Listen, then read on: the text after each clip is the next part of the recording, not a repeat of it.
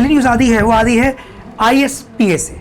Recently government ने space sector में private sector को जोड़ने के लिए ISPA नामक एक नई संकल्पना लेकर आए, एक नया हम निकाय लेके आए हैं और इसका नाम है इंटरनेशनल स्पेस स्टेशन। इसमें हमने जो शुरुआत की गई है ये इंटरनेशनल चाइल्ड डे, अंतर्राष्ट्रीय बालिका दिवस के साथ शुरू की गई है। तो आपको याद रखना चाहिए, ये प्रीलिम्स की पॉइंट इंपॉर्टेंट है कि किस दिन शुरू किया गया। और गवर्नमेंट चाहती है कि जो स्पेस सेक्टर है उसमें प्राइवेट कंपनियों को लाया जाए ताकि उसमें नया नवाचार, नया इनोवेशन हो और स्पेस सेक्टर में भी हमारे पास जो पूंजी कमी हो दूर हो सके। तो इसी बात को कहा है कि देशवासियों के इतने बड़े देश के लिए स्पेस काम कर रहा है, सामान्य मानव को बेहतर कनेक्टिविटी, मैपिंग, इमेजिंग सुविधाएं पहुंचाने के लिए, तो हम इसको जोड़ने की कोशिश करें यहाँ पे। ठीक, आगे प्रधानमंत्री जी ने कहा है कि जिस प्रकार हम रक्षा में इस खोल रहे हैं प्राइवेट सेक्टर्स के लिए लगातार कदम, वैसे ही हम बढ़ रहे हैं अब स्पेस में भी। तो एंड टू एंड टेक्नोलॉजी में इंडिया एक्सपर्ट है, शुरुआत से लेकर आगे तक में, लेकिन इसमें हम नए निवेश को लेके आ रहे हैं। दूसरी न्यूज़ इसी जुड़ी हुई है कि OneWeb ने उपग्रह प्रक्षेपण के लिए इसरो से हाथ मिलाए। तो भारतीय ग्रुप की एक कंपनी है, नाम है इसकी OneWeb। इसने इसरो से कल एग्रीमेंट किया इसी बैठक के दौरान, और 2022 में भारत में अपना उपग्रह प्रक्षेपण करने के लिए इसरो की वाणिज्यिक इकाई न्यू स्पेस इंडिया के साथ इसने एग्रीमेंट कर लिया है। तो PSLV, GSLV आदि टेक्नोलॉजी पे यूज करेंगे। तो ये एक नया डेवलपमेंट हो रहा है यहाँ पर। ठीक, तो याद रखना कि OneWeb ISPA के फाउंडरी सदस्यों में से एक है। इसके अलावा फिर इसी पर आ गया है कि डिफरेंट मंत्रियों ने बताया था कि अंतर सेक्टर्स में जो निजी निवेश को लेकर आ रहे हैं उससे क्या क्या फायदे होंगे, क्या क्या इसके मतलब होंगे।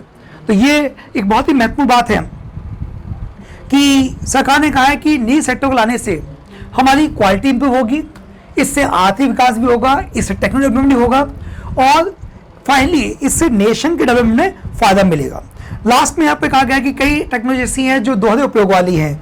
दोहरे उपयोग का मतलब हो गया कि जिनका एक डिफेंस में यूज़ है, सिविलियन भी यूज़ है, तो उसको भी हम करीब कुछ कर रहे हैं। प्रधानमंत्री ने ये कहा है इस मिशन के तहत। आगे थोड़ा देख लेते हैं कि भारतीय अंतरिक्ष संघ एक अंतरिक्ष क्षेत्र उद्योग निकाय है। इसका मकसद भारतीय अंतरिक्ष में तकनीक के प्रसार को बढ़ावा देना है और भारत की जो दुनिया भर में इमेज है, फुटप्रिंट है स्पेस में, उसको बढ़ाना है। ठीक, तो ये सारी चीज़ें हो गई और ये हम लेके आ रहे हैं विदेशी अंतरिक्ष इंस्टीट्यूट है, जैसे नासा वर्क करते हैं कि पैड जो रखा है उसी तर्ज पर हम कर रहे हैं। पॉलिसीज, तकनीक आदि शामिल करेंगे। आत्मनिर्भर भारत अभियान को भी इसमें अचीव करने की कोशिश की गई है। एक बहुत महत्वपूर्ण चीज की जो पूरा IAPA है, ये लगभग इस पर से बोलते हैं हम लोग, इसके 4 पिलर्स हैं। एक, निजी सेक्टर को गवर्नमेंट फ्रीडम देके उनके इनोवेशन को जोड़ेगी। साथ में गवर्नमेंट एज ए इनेबलर बनेगी, गवर्नमेंट डायरेक्ट इन्फ्लुएंस नहीं करेगी। युवाओं को फ्यूचर तैयार करना उसका एक मिशन है। और साथ में इमेजिनेशन किए जाएंगे डिफरेंट सेक्टर्स में इसके एप्लीकेशन के, और उस इमेजिनेशन को कैसे लागू किया जाए इस पर काम किया जाएगा। तो ये कुछ महत्वपूर्ण बातें होगी यहाँ पर। ठीक, वैश्विक अंतरिक्ष अर्थव्यवस्था, ग्लोबल स्पेस इकोनॉमी में इंडिया का योगदान बहुत कम है, 0.3% है। इसको बढ़ाने की कोशिश की जा रहा है। इसके तहत निवेश की भारी संभावना है। जैसे ही हम प्राइवेट प्लेयर के लिए खोल देंगे स्पेस सेक्टर तो निवेश बढ़ेगा देश के अंदर और इसरो का भी विस्तार होगा, क्योंकि इसरो भी अन्य कार्यों के लिए आगे बढ़ पाएगा। इसके बाद कोयले उत्पादन लेके रिपोर्ट आई है न्यूज़पेपर में कि स्टॉक में संकट कम हुआ है, सुधार हुआ है, लेकिन अभी भी कुछ समस्याएं बाकी हैं। टोटल 6 समस्याएं इन्होंने गिनाई है। प्रीलिम्स के लिए बहुत इंपॉर्टेंट है, मेंस के इंपॉर्टेंट है कि क्यों भारत में 2021 में कोर सेक्टर में समस्या आई। तो इसमें एक तो है कि हमारे कई साइक्लोन आए और जो साइक्लोन आए उसके कारण से जो माइनिंग एक्टिविटीज थी उन पे एक नकारात्मक प्रभाव पड़ा। दूसरा, मानसून की शुरुआत से पहले पावर प्लांट में कोयले के लिए स्टॉक हमने ध्यान नहीं रखा था, एक दूसरी हमारी गलती वो हुई। तीसरा, विदेशी से जो हम कोयला इंपोर्ट कर रहे थे वो महंगा हो गया, उसके कारण से भी हमारे यहाँ घरेलू को प्रोडक्शन को हम कंप्लीट नहीं कर पाए। कोस्टल एरिया में प्लांटों के लिए विदेशी में कोयला महंगा होने के कारण उत्पादन कम हो गया। लॉकडाउन खत्म होने से डिमांड बढ़ गई और डिमांड के सामने हम वो सप्लाई नहीं कर पाए। लास्ट में सरकार समय समय पर कोयला फील्ड में इंटरफेरेंस करती थी, उसकी आपूर्ति, उसके भंडार आदि को लेके। इस कारण से भी सरकार के दखल से भी ये सेक्टर में उत्पादन में दिक्कत आई है। अब आते हैं कि दुनिया भर में जैसे से कोयले के दाम बढ़ रहे हैं तो हम देख रहे हैं कि कोयले पर निर्भर रहने के लिए देश अपने लिए न्यूक्लियर एनर्जी आदि पर काम कर रहे हैं। न्यूक्लियर एनर्जी के फायदे भी हैं, लेकिन न्यूक्लियर एनर्जी के जो न्यूक्लियर वेस्ट है वो एक बड़ी समस्या है।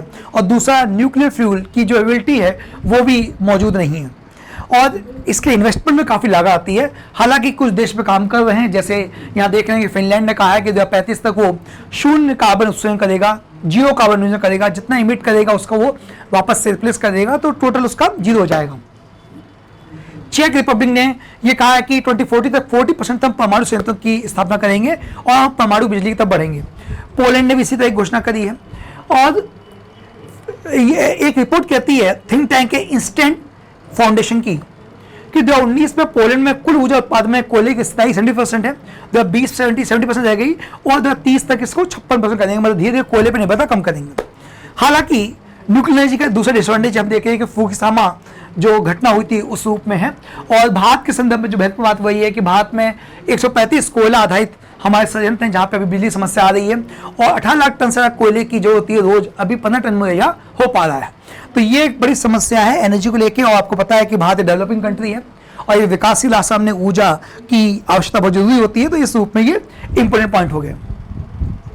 अब आते हैं कि सरकार ने कहा है कि राष्ट्रीय वन्यजीव बोर्ड ने तय किया है कि जो प्रोटेक्टेड एरिया है, सचित क्षेत्र हैं और या इकोलॉजिकल रूप से जो हमारे सेंसिटिव क्षेत्र हैं, उनके भीतर जो भी प्रोजेक्ट्स आ रहे हैं माइनिंग आदि के लिए, उन पे फाइन आदि को भी हम रोक रहे हैं, जुर्माने लाएंगे ताकि माइनिंग एक्टिविटीज को आगे बढ़ाया जा सके।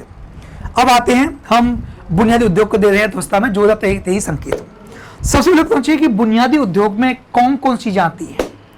ये वो वैसी चीजें हैं जिनके बिना उद्योग इंडस्ट्री के डेवलपमेंट को हम कल्पना नहीं कर सकते। इसमें आपका कोयला है, इसमें कच्चा तेल है, इसमें नेचुरल गैस है, इसमें पेट्रोलियम है, इसमें फर्टिलाइजर है, इसमें इस्पात है, सीमेंट है और बिजली है।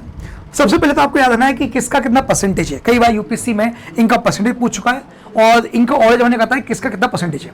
8 क्षेत्रों को मिला के हमारा बनता है बुनियादी सेक्टर। और यदि हम इसको IIP में देखें तो बुनियादी सेक्टर का जो योगदान है, जो भारांश, जो वेटेज है, वो लगभग इसके 40% है। इनमें से 40% चीजें वहां आती हैं, जैसे खनन हो गया, बिजली हो गई आदि। ये हमने इकोनॉमिक क्लास डिस्कस किया था इकोनॉमिक सर्वे में, तो वहां पे पूरा डिटेल डिस्कस किया था। केवल न्यूज है अभी तो बता रहा हूं कि क्या क्या चीज इसमें महत्वपूर्ण है। तो यदि पूछता है कि IIPA के जो इंडेक्स आता है उसमें कितना वेटेज है बुनियादी उद्योग का, तो आपका कहना है 14.27% इसका है। ठीक, और ये यदि सेक्टर्स बढ़ते हैं तो अल्टीमेटली रोजगार के नए अवसर बढ़ेंगे, देश तेजी से विकास होगा आदि को दिखाने के लिए इन सेक्टर्स का हम इस्तेमाल करते हैं। G20 की बैठक हो रही है, हमारे वित्त मंत्री इसमें भाग लेने के लिए अमेरिका गई हैं। आपको बताना है कि G20 की स्थापना कब हुई और G20 किस तरह के देशों संगठन है, ये कब बनाया गया, किस तरह के आर्थिक संकटों में इसका महत्वपूर्ण योगदान रहा है दूर करने में, ये भी आपको दिखना चाहिए। फिर आकाश एयरलाइंस को उड़ान की मंजूरी मिल गई है, तो राकेश झुंझुनवाला की जो कंपनी आकाश, उसको भी अनुमति दे दी गई है। एयर इंडिया को भी सरकार ने लगभग 18 करोड़ रुपए बेच दिया है, जिसमें से बड़ा अमाउंट सरकार जो है लोन के रूप में लेगी और बाकी जो है कैश के रूप में दिया जाएगा टाटा की तरफ से। तो ये जस्ट उसी जुड़ी हुई न्यूज़ है, प्रीलिम्स के पॉइंट से इंपॉर्टेंट है। किर्गिस्तान को भारत 20 करोड़ दे देगा। हाल ही में भारत के विदेश मंत्री एस जयशंकर किर्गिस्तान की यात्रा पे है और वहां के डेवलपमेंट के लिए भारत ने 20 करोड़ रुपए का कर्ज, ये लाइन ऑफ क्रेडिट देने की घोषणा करी है। तो ये एक तरह से सेंट्रल एशिया में भारत अपने फुटप्रिंट मौजूद करने के लिए चाइना के सामने इस प्रकार के एक जो है कदम उठा रहा है, नीति लेके आया है। किर्गिस्तान, कजाकिस्तान, अर्मेनिया, इन 3 देशों की यात्रा है। आपको एटलस में देख बताना है कि इनकी लोकेशन क्या है, क्या ये तीनों देशों के बॉर्डर शेयर होते हैं और अफगानिस्तान के साथ इनके बॉर्डर की क्या स्थिति है, क्योंकि ये उसी पर्पस में बहुत इंपॉर्टेंट चीज है। इसके अलावा अर्थशास्त्र के लिए दिए गए नोबेल पुरस्कार 3 लोगों को दिया गया है। तीनों के नाम पता होना चाहिए आपको, डेविड कार्ड, जॉन स्वाइंगिस्ट और साथ में डोनेट इम्बेस।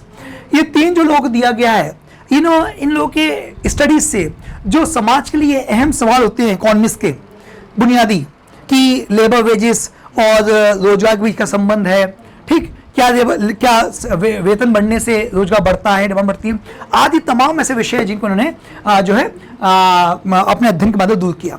तो इसमें याद रखिएगा कि 2 व्यक्तियों कंबाइंड, मतलब आधा पुरस्कार 2 को मिला है और 1 को आधा मिला है। सारी इंफॉर्मेशन मिली हुई है तो पढ़ लीजिएगा। एक चीज जो इंपॉर्टेंट है कि एक ऐसा पुरस्कार जो ओरिजिनल नोबेल पुरस्कार में नहीं आता, वो है आपका इकोनॉमी प्राइज, और इसको 1998 में स्वीडिश बैंक ने शुरू किया था। तो ये आपको याद रखना चाहिए, इंपॉर्टेंट पॉइंट्स को बोलते हैं। इसके अलावा सुप्रीम कोर्ट ने कहा है कि ऐसे कैदी जिनकी सुनवाई नहीं हो पाई है, जिनको जो जिस अपराध में वो गिरफ्तार हुए थे उसमें आधी से ज़्यादा सजा उन्होंने जेल में काट ली है, तो उनको रिहा किया जाए, बशर्ते वो इस बात को स्वीकार करें, लिख के दें कि आगे से हम इस तरह की गलतियों को नहीं दोहराएंगे और ये हमारे हमारा दंड था, ये हमारा पछतावा है हमें कि हमने इस तरह गलती करी, भूल चूक करी। तो ये कुछ इंपॉर्टेंट पॉइंट्स हो गए इस न्यूज़ से। लास्ट में युद्ध की बरसी से पहले सीमा फिर से बड़ा तनाव। इस आर्टिकल में कहा गया कि 1962 में इंडिया चाइना वॉर हुई थी, उस वॉर के बरसी से पहले ही लगातार भारत चाइना के बीच में जो है तनाव बढ़ रहा है। पहले वेस्टर्न सेक्टर में समस्या थी और अब ईस्टर्न सेक्टर समस्या भी आती आ रही है, स्पेशली लद्दाख के इलाके में, तवांग के इलाके में अवैध घुसपैठ को लेकर। तो आर्टिकल में यह कहा गया है कि भारत को कोऑर्डिनेशन आदि के माध्यम से कॉपरेशन करते हुए चाइना की बढ़ती गतिविधियों को कंट्रोल करने के लिए आगे आना चाहिए और चाइना के साथ कंस्ट्रक्टिव नेगोशिएशन को में भाग लेना चाहिए। आई होप कि आज के डिस्कशन से आपको पूरे न्यूज़पेपर का एक ओवरऑल आइडिया मिल गया होगा। इससे जुड़े हुए जो क्वेश्चंस हैं, जो प्रीलिम्स और मेंस के हैं, वो हम अपने एप्लीकेशन में अपलोड करेंगे। आप उस पर जाके उन क्वेश्चंस को देख सकते हैं, उनके आंसर दे सकते हैं। धन्यवाद।